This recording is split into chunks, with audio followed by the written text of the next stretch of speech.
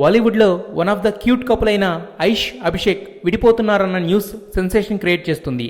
ఏ దిల్ హై ముష్కిల్ సినిమాలో పనిగట్టుకుని అమితాబ్ స్క్రిప్ట్లోంచి తీసేయించిన ఇంటిమేట్ సీన్స్ కావాలని అడిగి మరీ యాక్ట్ చేయడం, సల్మాన్ ఖాన్తో కూడా సినిమా చేస్తా అంటూ ఇష్టానికి మాట్లాడడంతో బచ్చన్ ఫ్యామిలీ అంతా ఐశ్వర్యరాయ్పై ఫైర్ అవుతున్నారు. ఏ దిల్ హై ముష్కిల్ ట్రైలర్ విడుదలైనప్పటి నుండి అత్త అయిన జయా బచ్చన్ ఐష్ని దూరం పెడుతుండగా 2 రొమాంటిక్ సాంగ్స్ చూసి ఐష్ని ఏమీ అనలేక అవాయిడ్ చేస్తున్నారట బిగ్ బీ. ఆ సినిమా విషయంలో పెద్దగా ఫీల్ అయిన అభిషేక్ మాజీ లవర్ సల్మాన్ ఖాన్తో సినిమా అంటూ అనౌన్స్ చేయడంతో పూర్తిగా నెగిటివ్ అయ్యాడట. అందుకే అసలు ఆమెతో బయటికి రావడం మానేశాడు. ఫేస్బుక్లో కానీ ఇతర సోషల్ మీడియాలో కానీ ఆమె గురించి కనీస ప్రస్తావన కూడా ఉండట్లేదు.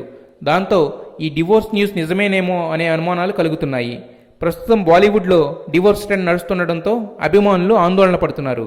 కాకపోతే ఐష్ ఒక సినిమా గురించి సంసారం నాశనం చేసుకునేంత తెలివి తక్కువ అమ్మాయి కాదని గ్రహించాలి. అమ్మాయి సముద్రం లాంటిదిరా, కవ్విస్తుంది, మురిపిస్తుంది.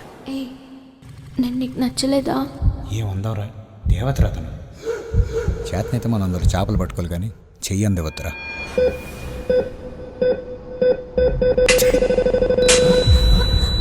రేపు వస్తావు కదా?